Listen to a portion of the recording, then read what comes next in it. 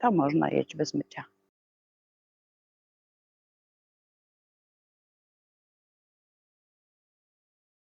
Zrobimy odcinek pod winogronem, pogaduchy pod winogronem. Co o tym sądzicie?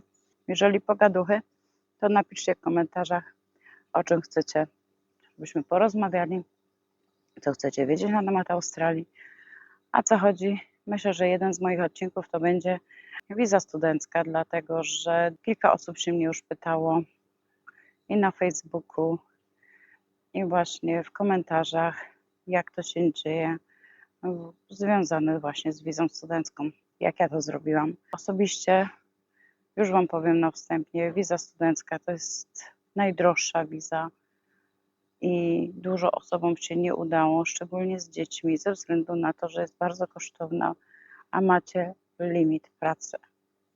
Na to zwróćcie uwagę.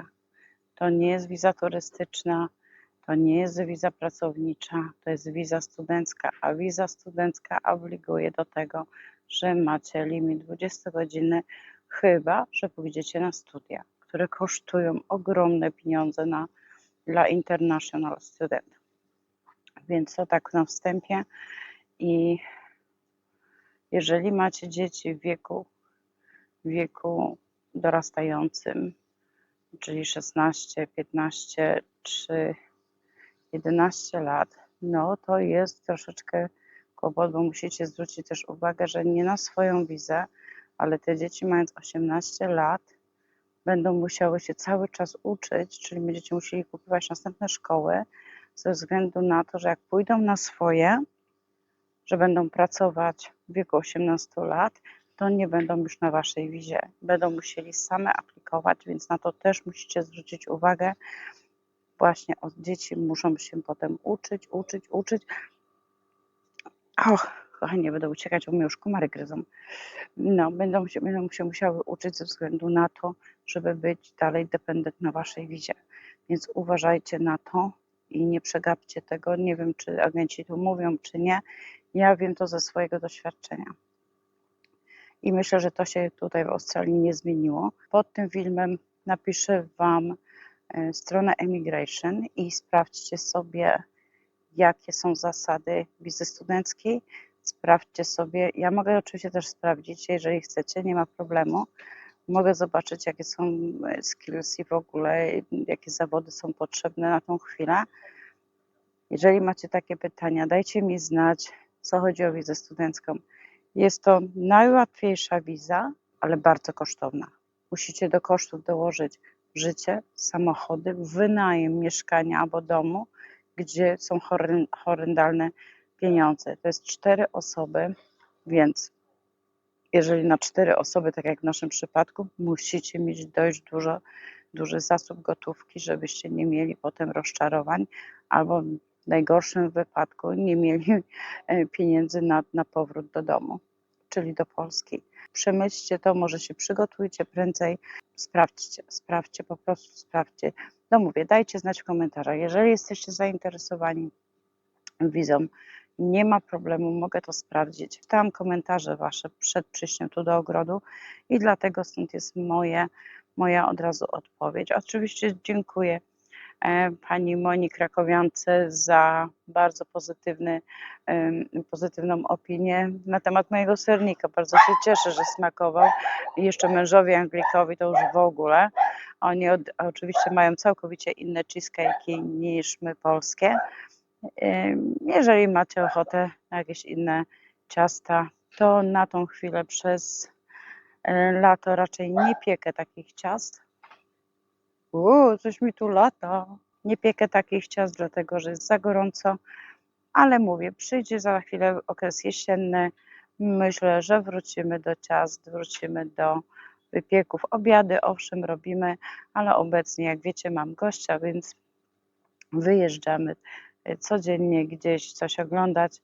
To jest jeden z takich punktów. No nic, kochani, trzymajcie się i do następnego. Dzięki, że jesteście. Bye. A jeszcze jedno, bo widzę bardzo dużo osób. Słuchajcie, filmiki teraz będą takie troszeczkę chaotyczne. Mam gościa w domu, więc mamy dużo wyjazdów. Mamy dość napięty harmonogram i po prostu jesteśmy cały czas w ruchu. I chcemy zobaczyć, pokazać jak najwięcej, co tutaj się dzieje w tej naszej zachodniej Australii. Dziękuję nowym subskrybentom, jeżeli mnie nie znacie. Jestem Basia, mieszkam w zachodniej Australii od prawie 18 lat.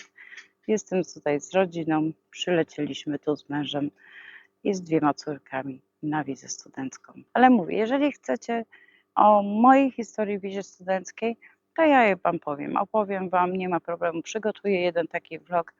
Teraz na tą chwilę nie mam czasu, nie mam naprawdę czasu, jesteśmy strasznie zajęci, jeździmy od Ajwasza do Kajwasza, jak to się mówi, oglądamy te piękne widoki tutaj w Australii. Pogoda jest po prostu dzisiaj 39 stopni, jutro 40 ponad, więc wiecie, to jest duży wyczyn. Słuchajcie, coś mnie gryzie. Dobra, kończę. Jak coś, piszcie w komentarzach albo na Facebooku Życie bez scenariusza. Ja również odpowiem na Wasze pytania na Messengerze. Nie ma problemu. Cieszę się, że jesteście. Jesteście moi kochani. Uwielbiam Was. Normalnie z taką chęcią lecę od tego komputera i tak.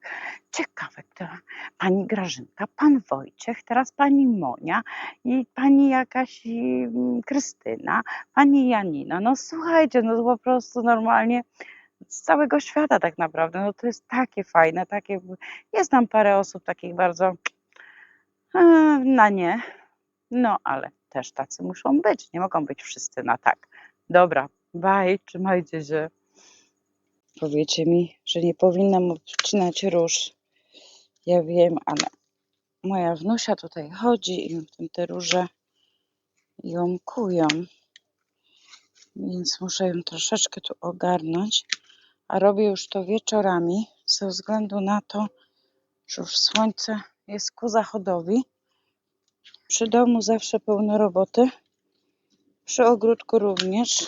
Ja mówię, nie jest to czas na obcinanie róż, ale niestety ja mimo wszystko obcinam ze względu na to, że są trochę niebezpieczne dla małych dzieci, jak to róże mają kolce, a nie chcę, żeby się jakaś tutaj krzywda wydarzyła. One i tak odrosną.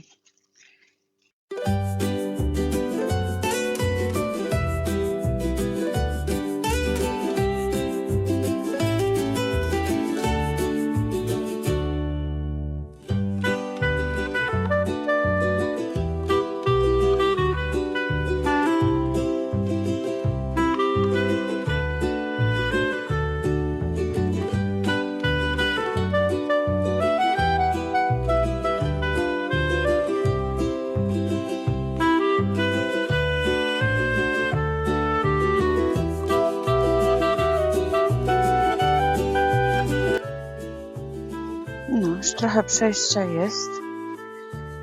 Jeszcze tutaj jest dość gęsto. Muszę jeszcze to obciąć.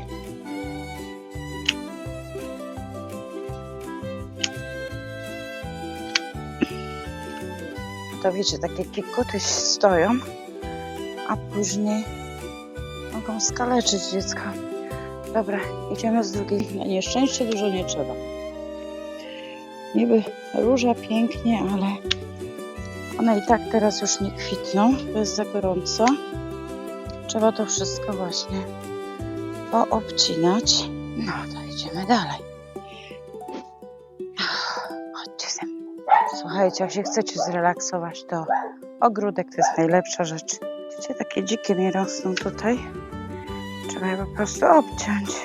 Ładnie kwitły, przyszło słońce i już nie kwitną. Jeszcze kwitnie, więc zostawię. No i tyle, żeśmy nagrali. Lucky!